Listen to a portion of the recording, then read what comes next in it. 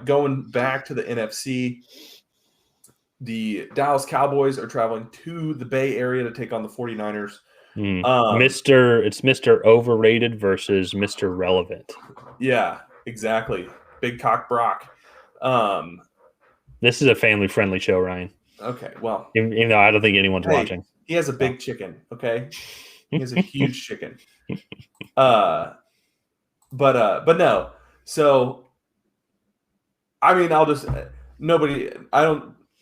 So I knew, by now we've, like we're at this point, and I knew going into tonight's show that I was going to disagree with you on like who you picked. I'm just going to make an argument for the other one, which I think I've done a decently good job so far at. Yeah. And I knew when we get to this point, I was like, how do I make a somewhat cohesive argument for the Cowboys to beat the Niners? And let alone the fact even like the one way that my our argument would have been around is that Dan Quinn comes up with this scheme, a defensive scheme that just terrorizes Brock Purdy all game long, makes him into the rookie that we all thought he would be when he first came in, when we first saw him play after Jimmy Garoppolo broke his ankle. And even with that, I don't know how Dallas scores against this defense. Joey Bosa is going to be just getting after Nick Bosa. Oh my gosh, I get that mixed up so many times. The Bosa kid is going to get after the offensive line, and that's just the defensive front, let alone then the linebacking core and the secondary core. I think they're going to be able to shut down CeeDee Lamb. They don't. I mean, Michael Gallup is a threat, yes, but it's kind of Dallas offense is almost kind of similar, I think, to how Buffalo runs. Like they have a clear number one, and then it's like receiver by committee on whoever can just be the number two for that day, if that makes sense. However, one thing, Dallas does have a much better running game than Buffalo when I make that comparison. But even then, I don't think Tony Pollard or Ezekiel Elliott are going to be able to provide much of a contribution to today's game. And if you haven't gone by now, I've definitely steered away from trying to argue against why Dallas will win this game, because I just don't think – I think it's going to be – I think it's going to be like 41-17. I was going to say 41-23, just like the Seahawks game. I can see that, yeah. I think Dallas can come in and win this game. They have to score a defensive touchdown and blitz the passer better than they have all season, which says a lot because they have the league's best pass rush. This offensive line and scheme is going to demolish, in my opinion, Dan Quinn's defense. Yeah. This defense plays right into the hands of this offense. They get over aggressive. They get after the quarterback. All of a sudden, Christian McCaffrey's taking a screen 65 yards to the house. And it's like there's nothing that neutralizes a pass rush better than just quick throws right over the top of them. And so, yes, do I think the Cowboys can make plays? Yeah, I think they have a good offense. They don't run the ball exceptionally well. They don't throw the ball exceptionally well.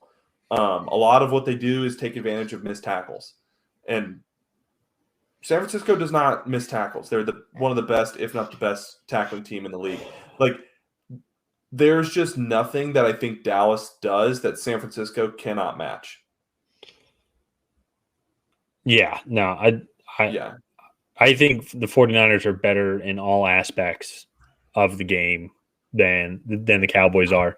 I personally think that, and I said Mr. Over. I personally think Mike McCarthy's overrated. I think Dak Prescott, I also think he's a little overrated as well. For sure. It seems like they rely on the star power. Like you have CeeDee Lamb or bust, really. You have Micah Parsons in the pass rush or bust. Then you have Trayvon Diggs in the secondary or bust. And I feel like I look at this stuff a lot. And I'm trying to think of who those other guys are. Like I can name out like Tony Pollard and Ezekiel Elliott running the ball, but it's that I don't know. I mean, I don't see them running all over the 49ers defense. No, at all.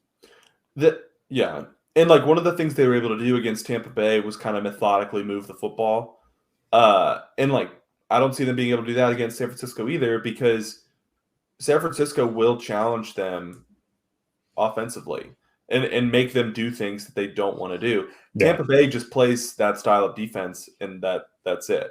Yeah. Like I don't know why Tampa Bay thought hiring Todd Bowles as the head coach would be a good idea, but I think he was the offensive coordinator, right? And then no, he's the defensive coordinator. Byron Leftwich is the offensive coordinator. And then Bruce Arians left. Well, he didn't leave. He got promoted in Tampa Bay, like within the organization. Yeah, I don't know how you get promoted from head coach, but that's how they spun it. Was that? I guess, GM. Senior VP of football operations. So he's up in the box now. Oh. So he kind of semi-retired a little bit then. Yeah.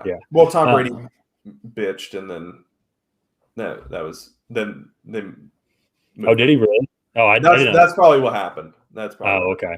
Because the announcement of Tom Brady coming back came in the same day that Bruce Arians was being moved to.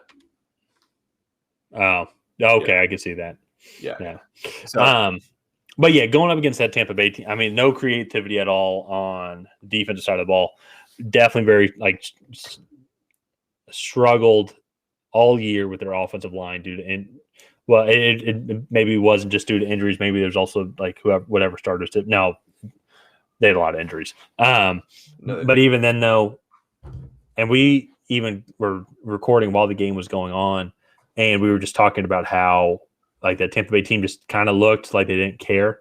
This 49ers team cares a lot. I don't know. Yeah. I don't know who's going to guard George Kittle. I don't know who's going to guard Deebo Samuel. Oh, yeah. Deebo had a 75, 78-yard screen pass touchdown in the Seahawks game.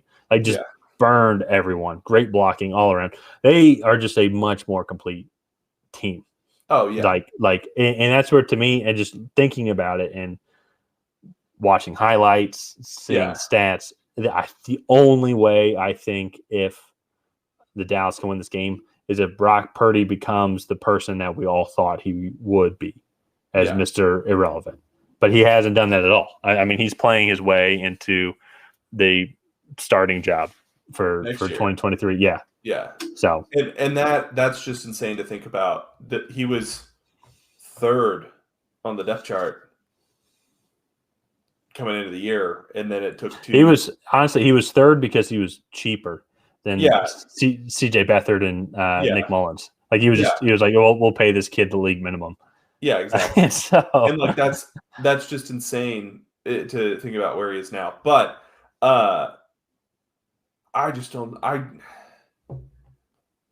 San Francisco wins this. I don't think there's any way to justify a Cowboy victory here. And if it does happen, we'll eat our words. But I think it would have to be fluky. They'll have to have turnovers, multiple turnovers with at least one defensive score. Yeah. We will gladly congratulate the Cowboys and then completely explain how it was a fluke that they won this game. Yeah. Or the fact that it was maybe handed to them on a platter because the 49ers did not show up to play. Which I mean, based off seeing it last week, 49ers should have only more confidence